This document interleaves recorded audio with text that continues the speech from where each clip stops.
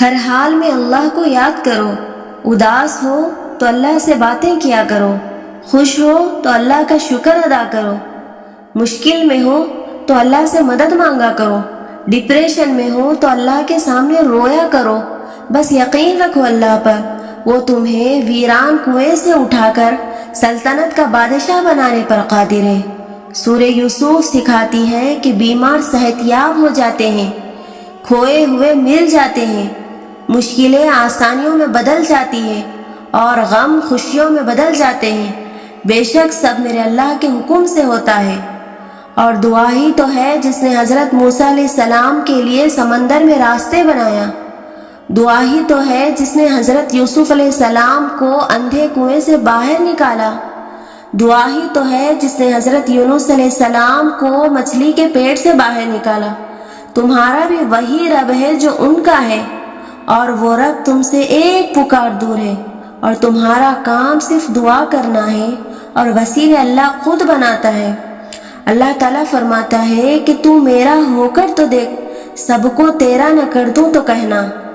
اللہ تمہیں اسی سے آزماتا ہے جو تمہیں سب سے زیادہ محبوب ہوتا ہے، اور کبھی کبھی اللہ تمہاری دعاؤں کو بھی آزمائش بناتا ہے، اور جانتے ہو کیسے؟ جب وہ ہر راستہ بند کر دیتا ہے، امید کی آخری شمع تک بجھا دیتا ہے، نہ آگے کوئی راستہ نظر آتا ہے نہ پیچھے، نہ دعائیں قبول ہوتی نظر آتی ہے نہ اللہ کی مدد کہیں سے نظر آتی ہے، مایوسی تمہیں ہر طرف سے گھیر لیتی ہے۔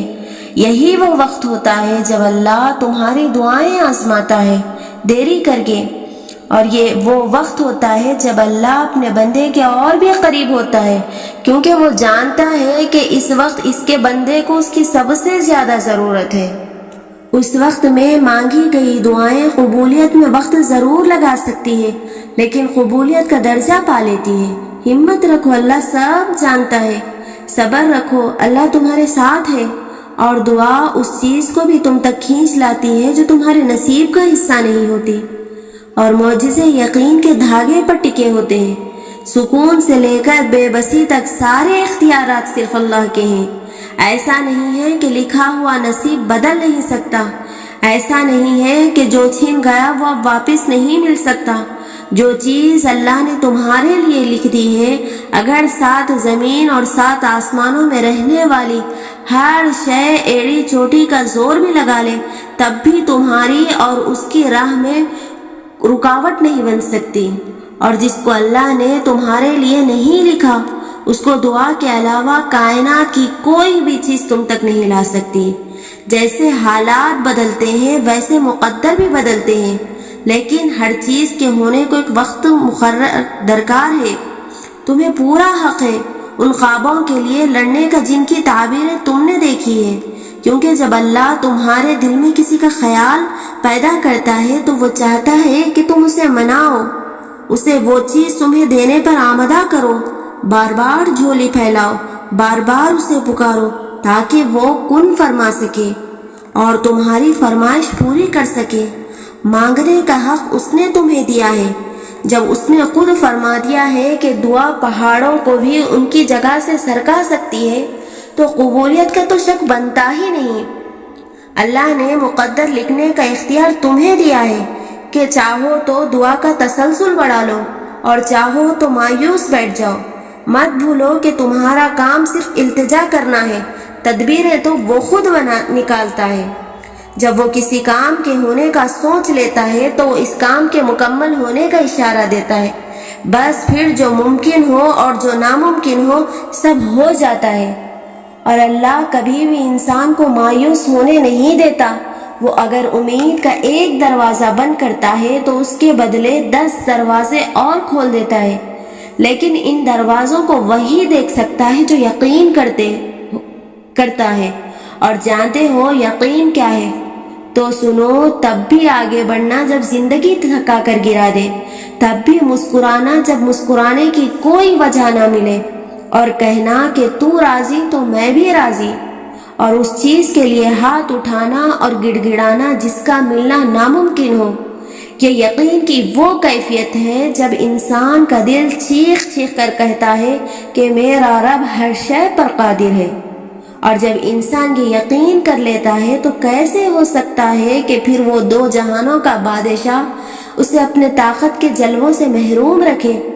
پھر تو میرا رب کہتا ہے کہ تو نے اب مجھ پر یقین رکھا ہے نا، تو پھر دیکھ میں کہاں کہاں سے کیسے کیسے اسباب پیدا کرتا ہوں، پھر وہ وہاں سے وسیلے بھیجتا ہے کہ انسان دیکھتا رہ جاتا ہے۔